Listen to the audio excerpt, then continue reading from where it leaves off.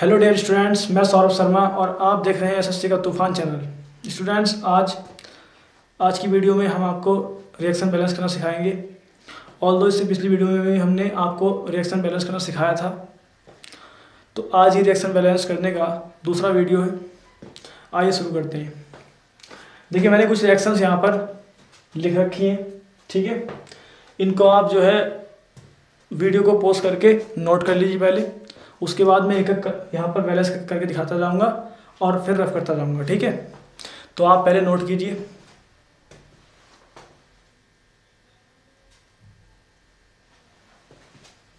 देखिए, I hope आपने note कर ली होंगी। अब इसके बाद देखिए, हमने पिछली वीडियो में बताया आपको कि हम अभिक्रिया को संतुलित क्यों करते हैं और क्यों करते हैं, किस लिए करते हैं, किस नियम का पालन करने के लिए करते हैं और किस प्रकार से करते हैं, क्या क्या नियम होते हैं बैलेंस करने के। वो सारी बातें पिछली वीडियो में हो चुकी हैं। रासायनिक अभिक्रिया को संतुलित करने के कितने तरीके, कितनी विधियां हैं, वो 4 प्रकार की होती हैं। ये भी मैं मेंशन कर चुका हूँ पिछली वीडियो में। अब हमने उस लास्ट वीडियो में एक सबसे पहली विधि हिट एंड ट्रायल मेथड, अनुमान विधि आपको बताई थी। उसी के आधार पर आपको 4 एग्जाम्पल करके दिखाए थे हमने। आई होप काफ़ी हेल्पफुल रही होगी वो वीडियो। उसके बाद अब मैं यहाँ कुछ 6 रिएक्शन लेकर आया हूँ, ठीक है। तो मेथड तो वही वाला है जो मैंने उस लास्ट वीडियो में बताया था आपको, हिट एंड ट्रायल मेथड, लेकिन उसका तरीका दूसरा है। उसमें तरीका दूसरा था, इसमें तरीका दूसरा है, लेकिन मेथड जो है वो एक ही है, विधि एक ही है। इसके अलावा अन्य 3 विधियाँ जो है वो किसी और वीडियो में डिस्कस हम करने वाले हैं। तो फिलहाल आज की वीडियो में देखते हैं क्या होता है। देखिए, पहले में आपने नोट तो कर लिया होगा। नीचे वाली जो है रिएक्शन, इसको संतुलित करके बताता हूँ। उसके बाद मैं इसको मिटा दूंगा, उसके बाद फिर ऊपर की, फिर कराऊंगा, फिर मिटाऊंगा ऊपर की, है ना। हम नीचे से बैलेंस करते हुए चलेंगे ऊपर की ओर, ठीक है। देखिए, आज का जो मेथड है उसे हम ABCD मेथड कर सकते हैं। वैसे कोई नाम नहीं है स्पेसिफिक, ये बनाया हुआ वैसे ही, इसे आप ABCD मेथड कर सकते हैं। करना में ये होगा कि ये जो भी यहाँ पर अणु रखे हैं, इन सबको कोष्ठक में बंद करना होगा, ठीक है।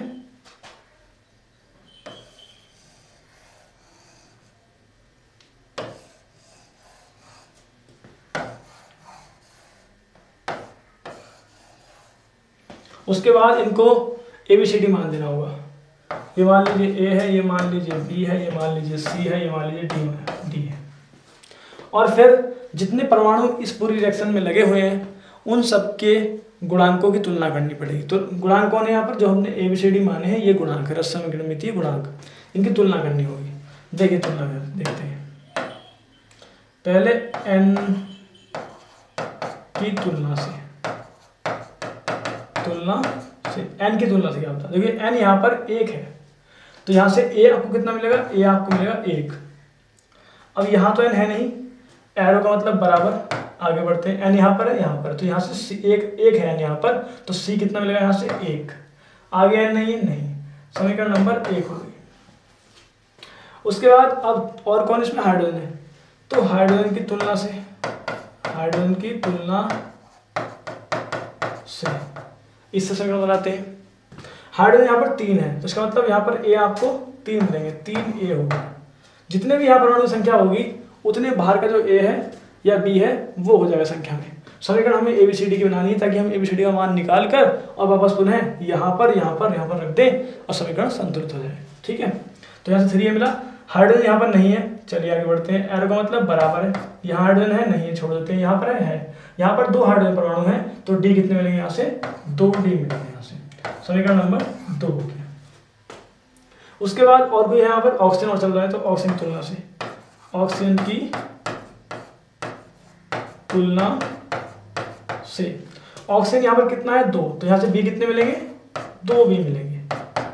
इधर भी ऑक्सीजन नहीं है, आगे बढ़ते हैं। इसका मतलब बराबर होता है, यहाँ पर O 1 है, तो C कितना मिलेगा यहाँ से 1, वहाँ O 1 है, तो यहाँ से D कितना मिलेगा 1, तो C + D समीकरण नंबर 3 आ गई। जितने परमाणु इसके अंदर उपलब्ध थे उतनी समीकरण हमने बना ली है। जितने परमाणु होंगे उतनी ही क्या बनेंगे, यहाँ समीकरण बनेंगी। हाइड्रोजन, ऑक्सीजन और नाइट्रोजन, केवल 3 ही परमाणु यहाँ पर हैं और 3 ही रिएक्शन हमने बनाई है। अब हमें करना यह है कि मैथ्स के अकॉर्डिंग से मैथ्स के नियम लगा के हम समीकरणों को सॉल्व करते हैं, वैसे ही इन तीनों समीकरणों को हमें हल करना है और हल करके यहाँ से ABCD के मान प्राप्त करने हैं। वो मान प्राप्त करने के बाद हम पुनः जहाँ हमने माने थे ABCD यहाँ रख देंगे तो समीकरण बैलेंस हो जाएगी।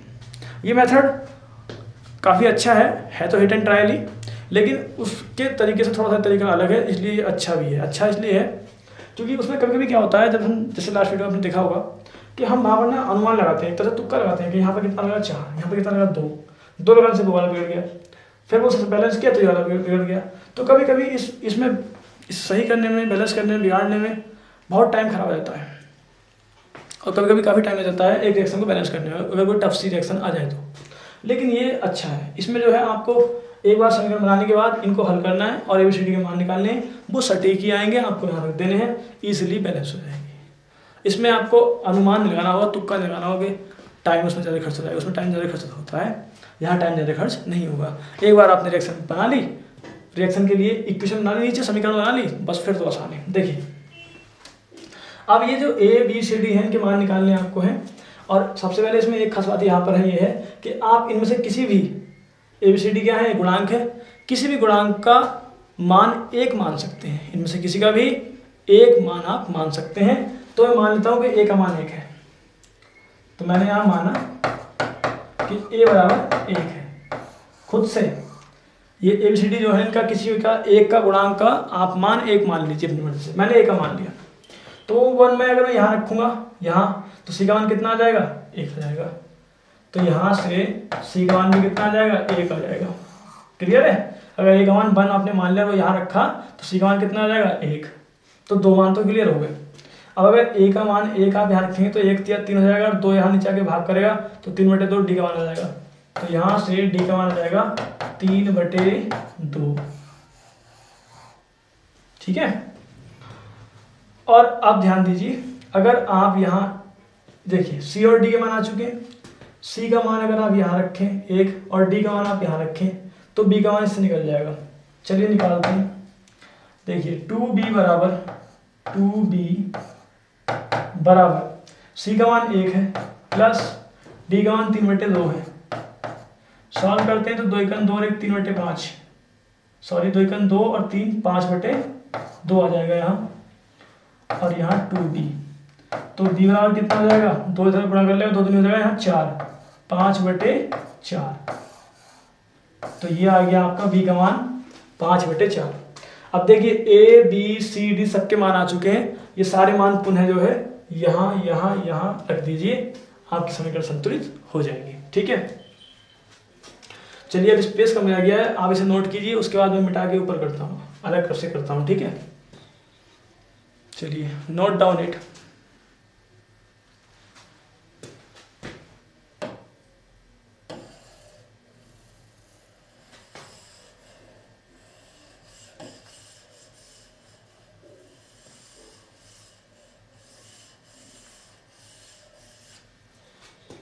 देखिए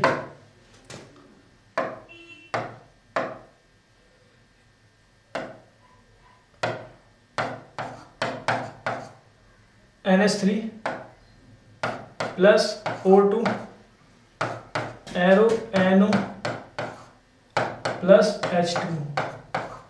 शुरू में यहाँ A है, A का मान कितना है, 1 आपने रख दिया। अब 1 रखिए, मतलब कि अपने आप में तो 1 ही होता ही है, तो A रख दिया, इससे की तो क्या रहा, 1 ही रहा। तो 1 को रखिए या मत रखिए, बात एक ही है, अपने आप में 1 तो होता ही है, तो यहाँ 1 रखा गया। अब यहाँ B माना आपने, B का मान 5/4 है, तो आप यहाँ रख दीजिए 5/4। ठीक है। और अब ये NO है, ठीक है, NO। तो NO के आगे C मान रखा, C का मान कितना है, 1। अब 1 यहाँ रखिए मत रखिए, 1 तो अपने आप में है, चलिए रख दीजिए 1, कोई फर्क नहीं पड़ रहा इससे, रखने से भी और ना रखने से भी कोई फर्क नहीं पड़ता है। यहाँ पर यहाँ D मान रखा, D का मान कितना, 3/2। ठीक है। तो अब देखिए समीकरण आपकी संतुलित हो चुकी है, समीकरण ये पूर्णतः संतुलित हो चुकी है, कोई प्रॉब्लम इसमें नहीं है, क्योंकि जो नंबर आप यहाँ रखेंगे वो जरूरी नहीं हर बार पूर्णांक के रूप में ही आए, वो भिन्न के रूप में भी आ सकते हैं, तो ये भिन्न के रूप में आ अभी संतुलित है। लेकिन अगर आप चाहते हैं कि बिल्कुल सही फॉर्म में आ जाए तो आप एक काम कीजिए, जो नीचे 4 रखा है ना, ये 4 2 जो भी नीचे का हर है, जैसे यहाँ 2 है यहाँ 4 है, सबसे बड़ा हर जो है जैसे 4 है बड़ा हर, तो उससे गुणा कर दीजिए, बस समीकरण जो है एक सही पूर्णांक के रूप में आ जाएगी। इस समीकरण को बिल्कुल मैथ के समीकरण जैसे ट्रीट कीजिए, रासायनिक भले ही है लेकिन मैथ के रूल ही फॉलो हो रहे हैं यहाँ भी। अगर आप गुणा कर सकते हैं किसी समीकरण में मैथ में, तो आप यहाँ भी गुणा कर सकते हैं किसी भी समीकरण में, वहाँ भाग कर सकते हैं, यहाँ भी भाग कर सकते हैं किसी भी नंबर से। तो देखिए 4 से क्या कर लिया हमने, 4 से हमने गुणा कर लिया, तो यहाँ 4 आ गया, 4 एकम 4, 4 NH3 तो यहाँ पर हो गया, प्लस 4 से अपना यहाँ क्या करेंगे आप, 4 से 4 कट जाएगा, 5 हो जाएगा, 5 O2, 4 यहाँ करेंगे 4 एकम 4 तो 4 NO हो जाएगा, प्लस 4 यहाँ तो 2 से 2 काट दिया 4 को, 2 दूनी 4 बचेगा, यहाँ 2 3 6 हो जाएगा, यहाँ 6H2 ये लीजिए।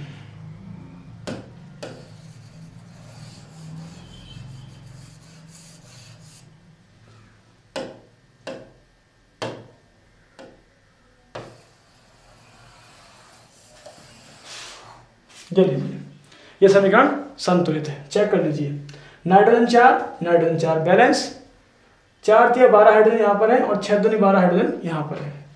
ऑक्सीजन 5 दूनी 10 ऑक्सीजन यहाँ पर है, 4 ऑक्सीजन यहाँ पर है, 6 ऑक्सीजन यहाँ पर, 4 और 6 10 हो गए यहाँ पर, 10 हो गए यहाँ पर। परमाणु संख्या इधर भी और इधर भी क्या है, बराबर आ गई, अतः समीकरण क्या है, संतुलित है। ठीक है, तो ये सबसे अच्छा मेथड है। आई होप आपको समझ में आ गया होगा। इसे आप नोट कीजिए, फिर ये वाले रिएक्शन बनाते हैं, ये वाले रिएक्शन, ठीक है। और इसको मैं मिटा देता हूँ, चलिए नोट कर लीजिए। देखिए अब हमें करना है इसको बैलेंस, तो इसको बैलेंस करने के लिए मैं फिर से इनके चारों तरफ बॉक्स बना लेता हूँ, बॉक्स बना लेता हूँ और बॉक्स बना लेता हूँ। बॉक्स बनाने का मतलब ये है कि अब इसके अंदर हमें कोई छेड़छाड़ नहीं करनी है, कोई भी इसके अंदर दखलअंदाजी हमें नहीं करनी है। हमें जो नंबर लेना है वो बाहर लेना है बस बैलेंस करने के लिए, ठीक है। तो बस हमें क्या करना है, हमें यहाँ नंबर लेने हैं, अपनी मर्जी से क्या मान लेंगे, यहाँ पर हम अपनी मर्जी से यहाँ पर हम A B C और D पहले की तरह मान लेते हैं। फिर जितने परमाणु इस समीकरण में लगे हुए हैं उन सभी परमाणुओं के लिए एक समीकरण बनाएंगे, यहाँ उन्हें हल करेंगे और ABCD के मान निकाल के पुनः हम यहाँ रख देंगे, तो ये समीकरण बैलेंस हो जाएगी। ठीक है, देखिए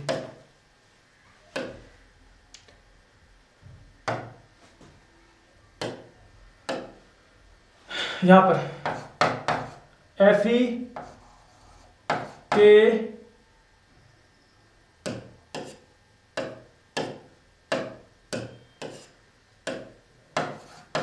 Fe की तुलना से, Fe की तुलना से देखिए Fe यहाँ पर 1 है तो यहाँ से 1 ही मिलेगा आपको, यहाँ Fe नहीं है, आगे बढ़ जाइए, एरो का मतलब बराबर होता है। इसे आप एक टर्म, इसे एक टर्म और इसका बराबर, इसे एक दूसरी तीसरी टर्म, इसे चौथी टर्म, इस तरह से मान के चलेंगे। बराबर C, यहाँ पर Fe कितना है 1 है तो यहाँ से 1 C मिलेगा आपको, वहाँ F नहीं है, समीकरण नंबर 1 बन गई। अब बात करते हैं क्लोरीन के लिए, तो क्लोरीन की तुलना से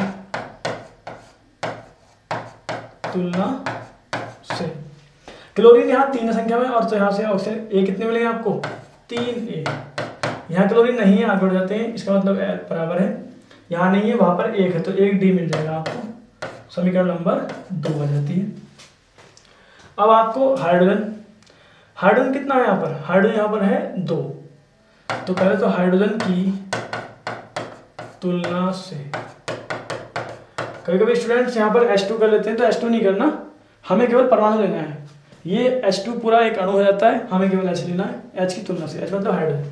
यहाँ कितने H आ रहे हैं 2 H आ रहे हैं, तो यहाँ से 2 भी मिलेगा आपको, 2B बराबर, यहाँ H कितने आ रहे हैं, H आ रहे हैं 3, तो H का मतलब ये है कि O भी 3 है और हाइड्रोजन भी 3 है, तो 3 H यहाँ से मिल रहा है, तो यहाँ से लगेगा 3C और वहाँ से H मिल रहा है 1, तो 1D, समीकरण नंबर 3।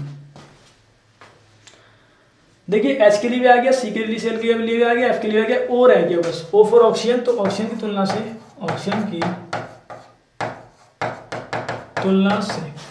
यहाँ पर 1 है तो 1B मिलेगा आपको, यहाँ ऑक्सीजन 3 है तो 3C मिलेंगे आपको, वहाँ ऑक्सीजन नहीं है तो समीकरण नंबर बस ये 4 होगी।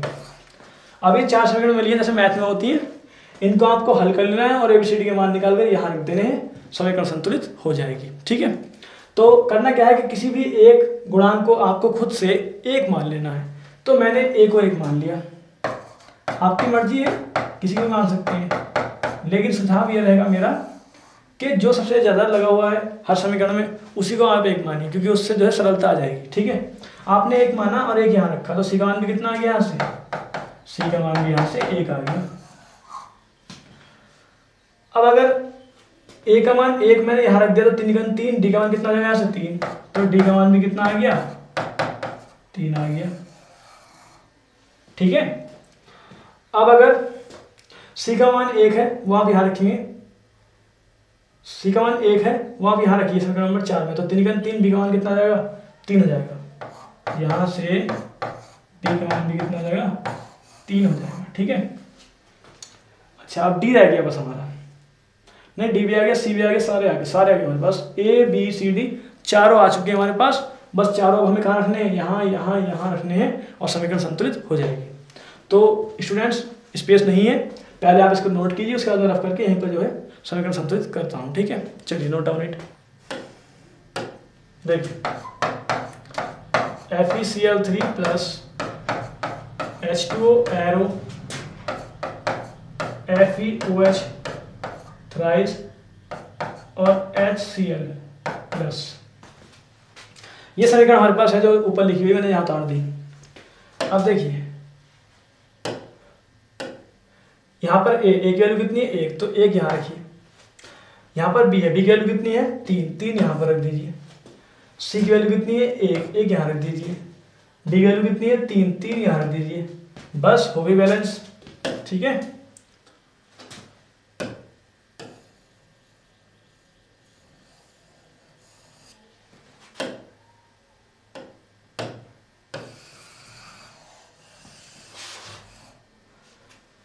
ये समीकरण संतुलित हो चुकी है, ध्यान दीजिए। Fe1 Cl 3 है, Cl यहाँ भी 3 है, हाइड्रोजन 3 दूनी 6 है, यहाँ पर 3, यहाँ पर हाइड्रोजन 3 आ रहे हैं और 3 यहाँ पर आ रहे हैं, तो 3 और 3 कितने हो गए, 6, और 6 हाइड्रोजन यहाँ पर बैलेंस हो गया। ऑक्सीजन 3, सारे परमाणु जितने इधर हैं उतने इधर ही हैं, यानी कि परमाणु की संख्या इधर उधर क्या हो गई है, बराबर हो गई है, अर्थात ये समीकरण संतुलित हो गई है। आई होप समझ में आ रहा होगा आपको मेथड और अच्छा भी लग रहा होगा। ठीक है, चलिए इसको नोट कीजिए, फिर नेक्स्ट करते हैं ये वाली। अब की बार मैं इसको मिटा दूंगा क्योंकि ये हो चुकी है।